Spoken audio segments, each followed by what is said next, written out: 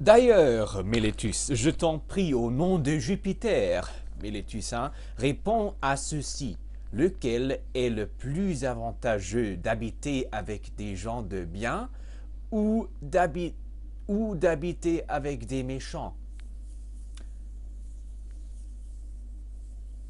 Lequel est le plus avantageux d'habiter avec des gens de bien ou d'habiter avec des méchants? Réponds-moi, mon ami, car je ne te demande rien de difficile. N'est-il pas vrai que les méchants font toujours quelque mal à ceux qui les fréquentent et que les bons font toujours quelque bien à ceux qui vivent avec eux? Mélétus, sans doute. Socrate, why do I say the names of the speakers? I haven't been doing that before. Y a-t-il donc quelqu'un qui aime mieux recevoir du préjudice de la part de ceux qu'il fréquente que d'en recevoir de l'utilité? Réponds-moi, Mélétus, car la loi ordonne de répondre. Y a-t-il quelqu'un qui aime mieux recevoir du mal que du bien? Non, il n'y a personne. Mais voyons, quand tu m'accuses de corrompre la jeunesse et de la rendre plus méchante, dis-tu que je la corromps à dessein ou sans le savoir? À dessein. Quoi donc, Mélétus, à ton âge?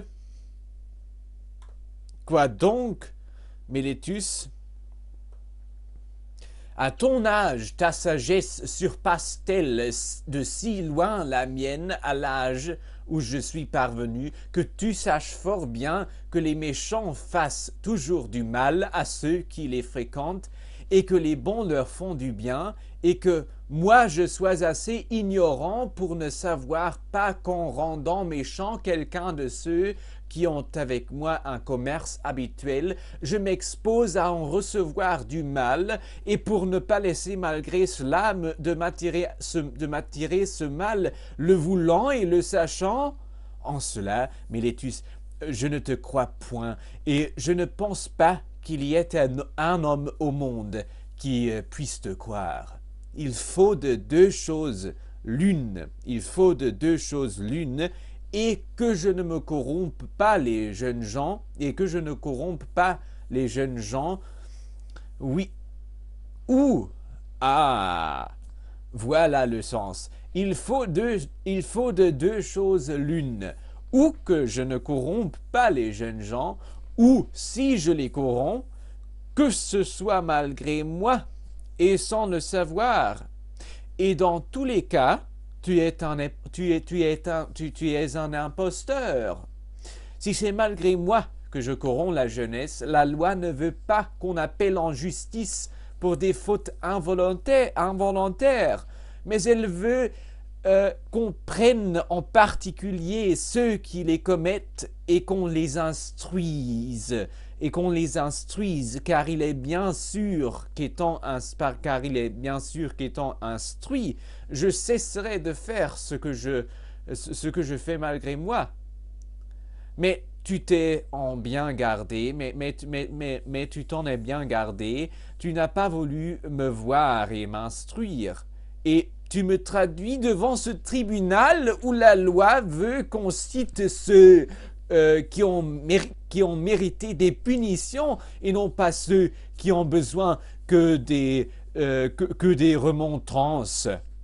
Ainsi, Athéniens, voilà une preuve bien évidente de ce que je vous disais, que Mélétus ne s'est jamais mis en peine de toutes ces choses-là et qu'il n'y a jamais pensé. Cependant, voyons, dis-nous comment je corromps les jeunes gens. N'est-ce pas, selon ta dénonciation écrite, en leur apprenant à ne pas reconnaître les dieux que reconnaît la patrie et en leur enseignant des extravagances sur les démons? N'est-ce pas là ce que tu dis? Précisément. Mélétus, au nom de ces mêmes dieux dont il s'agit maintenant, explique-toi d'une manière un peu plus claire. Explique-toi d'une manière un peu plus claire, et pour moi, et pour ces juges, car je ne comprends pas si tu m'accuses d'enseigner qu'il y a bien des dieux, et dans ce cas, si je crois qu'il y a des dieux, je ne suis donc pas entièrement athée, et ce n'est pas là en quoi je suis coupable, mais des dieux qui ne sont pas ceux de l'État. Est-ce là de quoi tu m'accuses? Ou bien m'accuses-tu de n'admettre aucun dieu et d'enseigner aux autres à n'en reconnaître aucun? Je t'accuse de ne reconnaître aucun dieu. Oh, merveilleux Mélétus. Pourquoi dis-tu cela? Quoi, je ne crois pas, comme les autres hommes, que le soleil et la lune sont des dieux? Non, par Jupiter, Athénien, il ne le croit pas, car il dit que le soleil est une pierre et la lune une terre. Tu crois accuser Anaxagore, mon cher Mélétus, et tu méprises assez nos juges.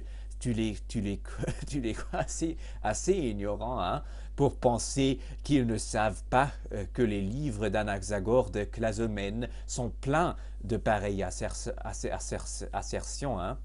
D'ailleurs, les jeunes gens viendraient-ils chercher auprès de moi avec tant d'empressement une doctrine qu'ils pourraient aller à tout moment entendre débiter à leur chestre pour une drame tout au plus, et qui leur donnerait une belle occasion de se moquer de Socrate s'il attribuait ainsi des opinions qui ne sont pas à lui et qui sont si étranges et si absurdes.